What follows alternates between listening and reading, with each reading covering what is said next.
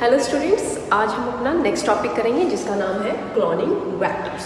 Vectors जैसा कि मैंने बताया था आपको, जो फॉरेन डीएनए को अपने साथ अटैच करते हैं, ओके, जो एक व्हीकल के जैसे काम करते हैं, जो फॉरेन डीएनए को एक जगह से दूसरी जगह यानी कि होस्ट के अंदर ट्रांसफर कर देता है।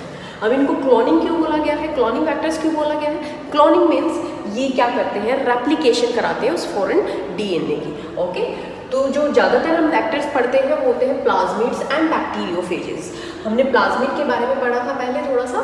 क्यों लेते हैं हम ये वेक्टर? क्योंकि इनके पास एबिलिटी होती है to replicate within the bacterial cells. Bacterial cells के अंदर ये प्लाज्मिड रेप्लिकेट करने की एबिलिटी रखते हैं। जैसे हमारे पास ये बैक्टीरिया है, ठीक है, इसके पास एक तो क्रोमोसोमल डीएनए होता है और एक दूसरा क्या होता है, एक्स्ट्रा क्रोमोसोमल डीएनए, जिसको हम क्या बोलते हैं, प्लाज्मिड, ओके।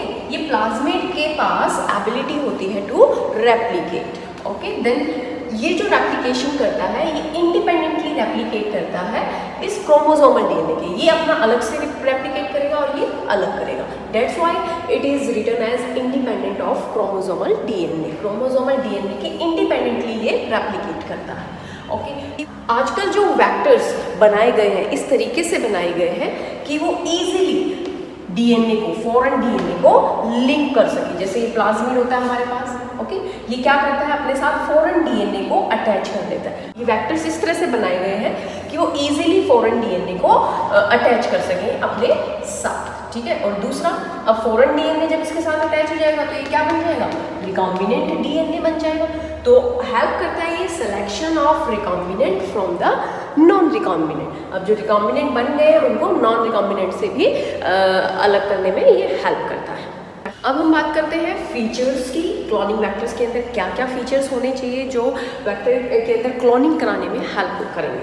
तो यहाँ पर एक वेक्टर का डायग्राम बनाया गया है। ये ई कोलाई प्लाज्मिड जो वेक्टर के जैसे काम करता है, इसका नाम है PBR322। ये ई कोलाई के प्लाज्मिड का बनाया गया है।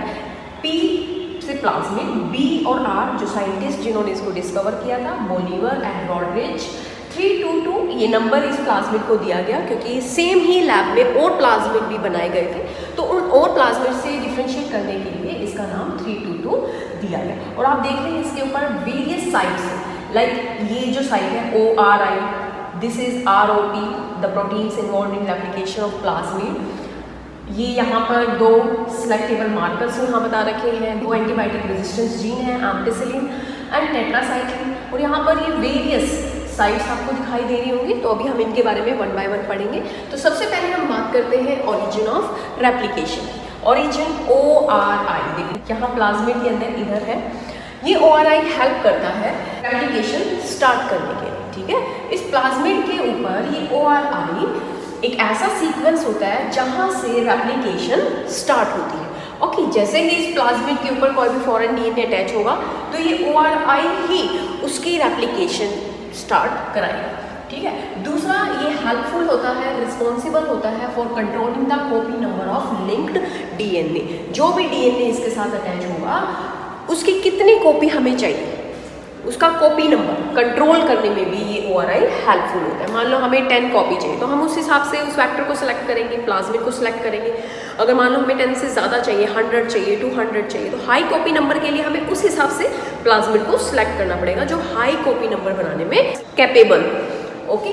तो अब इसके अंदर दूसरा आ जाता है सिलेक्टेबल मार्कर। हमारे वेक्टर के अंदर सिलेक्टेबल मार्कर होने चाहिए। सिलेक्टेबल नाम से ही है, जो सिलेक्ट करते हैं ट्रांसफॉर्मेंट को नॉन ट्रांसफॉर्मेंट से, ठीक है। ये ट्रांसफॉर्मेंट, नॉन ट्रांसफॉर्मेंट क्या है इसके बारे में भी पढ़ेंगे हम।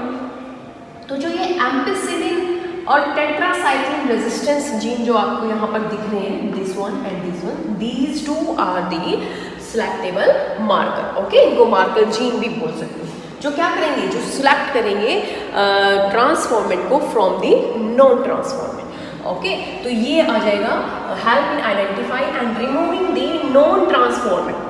ये आइडेंटिफाई करेंगे नॉन ट्रांसफॉर्मेंट को और जैसे आइडेंटिफाई किया उसको रिमूव कर देंगे। And only allow the growth of transformant. और किसकी ग्रोथ कराएंगे, ये ट्रांसफॉर्मेंट की। ट्रांसफॉर्मेंट क्या होता है, होस्ट जो जैसे ई कोलाई है उसके अंदर हमने रिकॉम्बिनेंट डीएनए डाल दिया, तो अब वो ई कोलाई क्या हो गया, ट्रांसफॉर्मेंट कहा जाएगा। तो होस्ट के अंदर रिकॉम्बिनेंट डीएनए गया है, वो ट्रांसफॉर्मेंट है, ठीक है। तो इसके अंदर एग्जाम्पल जैसे एम्पिसिलिन, टेट्रासाइक्लिन, कैनामाइसिन, ये एंटीबायोटिक होती हैं जो नॉर्मल ई कोलाई के अंदर नहीं होती। ये तो तैयार किया हुआ प्लाज्मिड। अदरवाइज जो ई कोलाई का नॉर्मल प्लाज्मिड होता है, जो ई कोलाई के अंदर जो एक्स्ट्रा क्रोमोसोमल डीएनए यानी कि जो प्लाज्मिड होगा, इसके अंदर इन एंटीबायोटिक के लिए रेजिस्टेंस नहीं होता। लेकिन इस प्लाज्मिड को निकाल करके जब ये प्लाज्मिड तैयार किया गया, उसके अंदर एंटीबायोटिक रेजिस्टेंस जीन डाले गए और इस तरह से इसको तैयार किया गया। ठीक है, तो नॉर्मली ई कोलाई के अंदर नहीं होता है, बट ये जो हमारे पास हमने प्लाज्मिड तैयार किया है, ये जो वेक्टर तैयार किया है, इसके अंदर एंटीबायोटिक रेजिस्टेंस जीन होते हैं जो सिलेक्टिबल मार्कर का काम करते हैं, जो सिलेक्ट करते हैं नॉन ट्रांसफॉर्मेंट को ट्रांसफॉर्मेंट में। क्लियर? इसके अलावा एक एंजाइम प्रोड्यूसिंग जीन है जो एक्ट करता है सिलेक्टिबल मार्कर के जैसा, enzyme producing gene like let gene है यहाँ पर जो एंजाइम प्रोड्यूस करता है बीटा ग्लैक्टोसाइडेज। ओके, ये एंजाइम भी हेल्प करता है to select the non transformant from the transformant. इनकी डिटेल हम पढ़ेंगे अभी थोड़ी देर में। थर्ड हमारे पास है क्लोनिंग साइट। एक वेक्टर के अंदर क्लोनिंग साइट्स भी होनी चाहिए, जिनको हम बोलते हैं बेटा रिकॉग्निशन साइट्स, और इनको हम रेस्ट्रिक्शन साइट्स भी बोलते हैं। रेस्ट्रिक्शन साइट्स क्यों बोलते हैं या रिकॉग्निशन साइट्स क्यों बोलते हैं? क्योंकि यहाँ पर पर्टिकुलर रेस्ट्रिक्शन एंडोन्यूक्लियस एंजाइम उस सीक्वेंस को रिकॉग्नाइज करके कट करता है। जैसे यहाँ पर इस प्लाज्मिड वेक्टर के अंदर 8 रिकॉग्निशन साइट्स, ये आप देखें, ये 8 रिकॉग्निशन साइट्स हैं और ये साइट्स हर एंजाइम के लिए स्पेसिफिक है। लाइक दिस, ये साइट सिर्फ BAMH1 एंडोन्यूक्लियस एंजाइम के लिए ही रेस्ट्रिक्शन साइट है। जैसे इको R1 है, इसके लिए ये रेस्ट्रिक्शन साइट है। ये रेस्ट्रिक्शन साइट हर एंजाइम के लिए कम होनी चाहिए। लाइक हर एंजाइम के लिए एक रेस्ट्रिक्शन और रिकॉग्निशन साइट होनी चाहिए। क्यों? क्योंकि मान लो जैसे ये एंजाइम है, यहाँ पर ये इसकी एक रिकॉग्निशन साइट यहाँ पर है और मान लो यहाँ पर भी BAMH1 एंजाइम है और एक यहाँ पर BAMH1 है, तो ये अलग अलग जगह पर बहुत ज़्यादा इसकी रेस्ट्रिक्शन साइट होने की वजह से ये एंजाइम जगह जगह से डीएनए को कट कर देगा, और डीएनए को कट करेगा तो इससे क्या होगा, डीएनए के बहुत सारे फ्रैगमेंट्स बन जाएंगे, और फ्रैगमेंट्स बन जाएंगे तो इससे जीन क्लोनिंग में बहुत ही ज़्यादा कॉम्प्लिकेशन आ जाएंगी। तो इसीलिए रेस्ट्रिक्शन एंजाइम की जो रेस्ट्रिक्शन साइट होती है, रिकॉग्निशन साइट होती है, वो एक ही होनी चाहिए। आप देख रहे हैं इसमें इसकी भी एक है, इस एंजाइम की भी एक है, इसकी भी एक है। ओके, ये सारे एंजाइम्स, जैसा मैंने आपको पहले बताया था, ये सारे एंजाइम्स अलग अलग बैक्टीरिया से लिए गए हैं। लाइक जैसे इको R1 है, ये एस्चेरिका कोलाई से लिया गया है। ठीक है, PVU1 है, ये प्रोटियस वल्गैरिस से लिया गया है, और PST है, ये लिया गया है प्रोविडेंसिया स्टुअर्ट से। PVU2 है, ये देखो PVU1 है, यहाँ पर PVU2 है, तो ये पहले डिस्कवर हुआ, ये बाद में हुआ। तो ये भी प्रोटियस वल्गैरिस, इसके बाद SAL1 स्ट्रेप्टोमाइस एल्बस से लिया गया है ये, और BAMH1 बेसिलस अमाइलो लीक से लिया गया है, HIM3 हीमोफिलस इन्फ्लुएंजा से लिया गया है, और CLA1 ये क्रायोफेनम लेटम से लिया गया है। ओके, ये अलग अलग जो एंजाइम्स हैं, ये अलग अलग बैक्टीरिया से आइसोलेट किए गए हैं। ओके, तो ये साइट्स किस लिए हैं? ये साइट्स होती हैं बेटा to link the foreign DNA. Foreign DNA को अटैच किया जाता है बेटा कहाँ पर? इस प्लाज्मिड में जहाँ पर भी एंटीबायोटिक रेजिस्टेंस जीन होते हैं वह उनकी साइट के ऊपर, या फिर यहाँ पर या फिर यहाँ पर। मान लो हमने फॉरेन डीएनए को अटैच किया है टेट्रासाइक्लिन रेजिस्टेंस जीन की साइट पर, इस तरह से। ये हमारे पास प्लाज्मिड है, ठीक है, और यहाँ पर इस रेस्ट्रिक्शन एंडोन्यूक्लियस ने साइट को कट कर दिया। साइट को कट किया किस लिए? ताकि हम यहाँ पर फॉरेन डीएनए को अटैच कर सकें। ये हमारा फॉरेन डीएनए है, ठीक है, ये हमने यहाँ पर अटैच कर दिया। जैसे ही फॉरेन डीएनए अटैच होगा तो अब ये क्या बन जाएगा? It will become recombinant DNA. अब 2 डीएनए हो गए ना इसमें, एक तो ई कोलाई का और एक फॉरेन डीएनए, ठीक है, जिसकी हमें मल्टीपल कॉपी बनानी है। अब ये रिकॉम्बिनेंट डीएनए बना है या नहीं बना, इसको हम अब चेक करेंगे, क्योंकि जैसे ही फॉरेन डीएनए को हम अटैच करते हैं किसी भी एंटीबायोटिक रेजिस्टेंस जीन की साइट पर, जैसे हमने टेट्रासाइक्लिन रेजिस्टेंस जीन पर इसको अटैच किया, तो टेट्रासाइक्लिन रेजिस्टेंस अब इस प्लाज्मिड के अंदर नहीं रहेगा। ओके, कि इसका पता करने के लिए कि इसमें फॉरेन डीएनए अटैच हुआ है या नहीं, ये रिकॉम्बिनेंट बना है या नहीं, इसके लिए हम क्या करते हैं बेटा, इस प्लाज्मिड को हम क्या करेंगे, ई कोलाई के अंदर इंसर्ट कर देंगे वापस से। ई कोलाई के अंदर जैसे ही हमने इसको इंसर्ट किया, अब इस ई कोलाई को हम ग्रो करा करके देखेंगे अलग अलग से। एक तो ग्रो करा करके देखेंगे टेट्रासाइक्लिन एंटीबायोटिक है जिस मीडियम के अंदर, उसके अंदर, और एक हम इनको ग्रो करा करके देखेंगे एम्पिसिलिन एंटीबायोटिक है जिस मीडियम के अंदर। ओके, तो सबसे पहले हमने क्या किया, इस ई कोलाई को जिसके अंदर रिकॉम्बिनेंट डीएनए है, उसको जब हमने टेट्रासाइक्लिन एंटीबायोटिक मीडियम के अंदर ग्रो कराया, तो ये ई कोलाई ग्रो नहीं हो पाई। क्यों नहीं ग्रो हो पाई यहाँ पर? क्योंकि इस ई कोलाई के पास इसके प्लाज्मिड में टेट्रासाइक्लिन रेजिस्टेंस नहीं है। क्यों? क्योंकि जैसे ही फॉरेन डीएनए अटैच किया, टेट्रासाइक्लिन रेजिस्टेंस हट गया, क्योंकि हमने इसी साइड के ऊपर फॉरेन डीएनए को अटैच किया था। लेकिन जब हम इस ई कोलाई को एम्पिसिलिन के अंदर ग्रो कराते हैं, तो दिस बैक्टीरिया विल ग्रो, क्योंकि अभी भी इसके अंदर क्या है, एम्पिसिलिन रेजिस्टेंस जीन है जो इसको एम्पिसिलिन एंटीबायोटिक से रेजिस्ट करेगा। ओके, तो यहाँ से हमें पता चल गया अभी जो ई कोलाई है ये क्या है, ट्रांसफॉर्मेंट। ठीक है, ट्रांसफॉर्मेंट का मतलब अब इसमें चेंज आ गया ना, ये टेट्रासाइक्लिन में तो ग्रो नहीं करा और एम्पिसिलिन में ग्रो कर गया है, तो ट्रांसफॉर्मेंट बन गया है ये। अब इसको नॉन ट्रांसफॉर्मेंट से कैसे अलग करते हैं, तो नॉन ट्रांसफॉर्मेंट का कैसे पता चलेगा? अब जैसे मान लो ये प्लाज्मिड है, ओके, हमने इसके ऊपर फॉरेन डीएनए अटैच नहीं किया, तो ये क्या हो गया, ये नॉन रिकॉम्बिनेंट प्लाज्मिड कहेंगे इसको, नॉन रिकॉम्बिनेंट माना जाएगा ये, क्योंकि इसके अंदर कोई भी फॉरेन डीएनए अटैच नहीं, सिर्फ अभी ये एक ही डीएनए है, तो ये क्या हो गया, नॉन रिकॉम्बिनेंट। अब इस नॉन रिकॉम्बिनेंट को हम अलग अलग से टेट्रासाइक्लिन एंटीबायोटिक मीडियम के अंदर भी ग्रो करा करके देखते हैं और एम्पिसिलिन एंटीबायोटिक के अंदर भी ग्रो करा करके देखते हैं। ठीक है, जब इस प्लाज्मिड को, नॉन रिकॉम्बिनेंट प्लाज्मिड है ये, पहले तो हम इसको क्या करेंगे, ई कोलाई के अंदर डालेंगे, फिर इस ई कोलाई को पहले टेट्रासाइक्लिन के अंदर ग्रो करा करके देखेंगे, टेट्रासाइक्लिन में ये ग्रो कर जाएगा, फिर इसको हम एम्पिसिलिन में ग्रो करा करके देखेंगे, उसमें भी ये ग्रो कर जाएगा।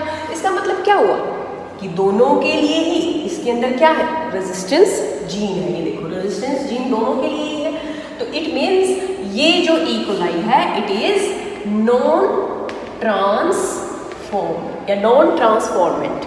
ओके, तो ये यहाँ से आपको ट्रांसफॉर्मेंट और नॉन ट्रांसफॉर्मेंट में डिफरेंस पता चल जाएगा। ओके, डायरेक्ट डालते हैं बिना फॉरेन डीएनए तो ये नॉन ट्रांसफॉर्म्ड है। अगर हम इसको फॉरेन डीएनए करके रिकॉम्बिनेंट डीएनए बना करके इंसर्ट करके डाल के देखते हैं दोनों मीडियम में, किसी एक एंटीबायोटिक मीडियम में ही ग्रो करेगा, किस दूसरे में नहीं करेगा, क्योंकि हो सकता है हमने अगर यहाँ पर उसको लाइगेट किया फॉरेन डीएनए को तो वो एम्पिसिलिन रेजिस्टेंस खो देगा। ओके, अगर हम यहाँ पर कर रहे हैं तो टेट्रासाइक्लिन रेजिस्टेंस खो देगा, जिस वजह से ये पर्टिकुलर एंटीबायोटिक में ग्रो नहीं कर पाएगा।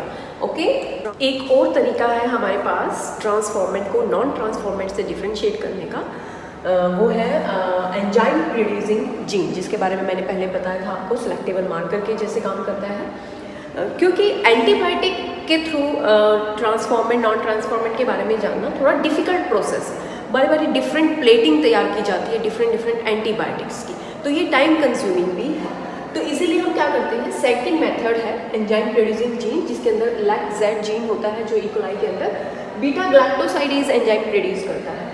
अब देखते हैं हम एक कैसे ट्रांसफॉर्मेंट को नॉन ट्रांसफॉर्मेंट से डिफ्रेंशिएट करेंगे। हमारे पास वही बात है, रिकॉम्बिनेंट डीएनए प्लाज्मिड के साथ हमने फॉरेन डीएनए को अटैच किया है, तो उस रिकॉम्बिनेंट डीएनए को जब ई कोलाई के अंदर डाला जाता है, ई कोलाई के कोडिंग सीक्वेंस जहाँ पर ये लैक-जेड जीन अपना काम करता है, बीटा ग्लैक्टोसिडेज एंजाइम प्रोड्यूस करेगा, तो जैसे ही रिकॉम्बिनेंट डीएनए को ई कोलाई के अंदर डाला तो ई कोलाई के अंदर जो बीटा ग्लैक्टोसिडेज एंजाइम है वो अब क्या हो जाएगा, इनएक्टिव हो जाएगा। ठीक है, क्या हो जाएगा, इनएक्टिव हो जाएगा। अगर वो रिकॉम्बिनेंट डीएनए है तब ये इनएक्टिव हो जाएगा। इसको हम बोलते हैं इंसर्शनल इनएक्टिवेशन। इंसर्शनल मतलब जैसे ही रिकॉम्बिनेंट डीएनए इंसर्ट किया, बीटा ग्लैक्टोसिडेज क्या हो गया, इनएक्टिव हो गया। ओके, और कब ये एक्सपेरिमेंट होता है? In the presence of chromogenic substrate. ये एक कलरलेस केमिकल होता है जो जब ये बीटा गैक्टोसिडेज एंजाइम इनएक्टिव हो जाएगा तो ये कलरलेस होने की वजह से जो ई कोलाई की कॉलोनीज प्रोड्यूस होंगी वो क्या प्रोड्यूस होंगी? Colourless. It do not produce any colour. और जो कॉलोनीज प्रोड्यूस होंगी दे विल बी रिकॉम्बिनेंट, क्योंकि रिकॉम्बिनेंट डीएनए डाला था जिसकी वजह से ये एंजाइम इनएक्टिव हो गया। ये एंजाइम इनएक्टिव हो गया तो जो कॉलोनीज प्रोड्यूस होंगी वो कलरलेस कॉलोनीज प्रोड्यूस होंगी। तो जो कलरलेस कॉलोनीज प्रोड्यूस हो रही है तो इट मीन्स वो ई कोलाई क्या है? ट्रांसफॉर्मेंट है। बट सोचो अगर रिकॉम्बिनेंट डीएनए नहीं डाला गया, सिंपल डीएनए है वहाँ पर, खाली प्लाज्मिड डाल दिया है, तो क्या होगा? ये बीटा गैक्टोसिडेज अब इनएक्टिव नहीं होगा, ठीक है? अब ये इनएक्टिव नहीं रहेगा और ये क्रोमोजेनिक सबस्ट्रेट की प्रेजेंस में क्या करेगा? ब्लू कलर की कॉलोनीज प्रोड्यूस कर देगा। अब जैसे ही कलर आ गया तो इट मीन्स ये क्या हुआ? Non transformant. तो कलर के बेसिस पर हम बता सकते हैं कि कौन सा ट्रांसफॉर्मेंट है और कौन सा नॉन ट्रांसफॉर्मेंट। अगर ब्लू कलर आ जाता है तो वो नॉन ट्रांसफॉर्मेंट है, क्योंकि इसमें बीटा गैक्टोसिडेज एंजाइम इनएक्टिव नहीं होता, वो एक्टिव है। वो एक्टिव है तो जो क्या करेगा? कलरलेस जो हमारा केमिकल है इसको कलर्ड में चेंज कर देगा, ब्लू कलर में चेंज कर देगा। लेकिन जैसे ही ये इनएक्टिव था तो ये कलरलेस था, कलरलेस ही रहेगा, जो कि रिकॉम्बिनेंट डीएनए के केस में था। ओके, तो ये हो गया हमारा बेटा सिलेक्टेबल मार्कर दूसरा, जिसके बेसिस पर हम बता सकते हैं ट्रांसफॉर्मेंट और नॉन ट्रांसफॉर्मेंट के बारे में।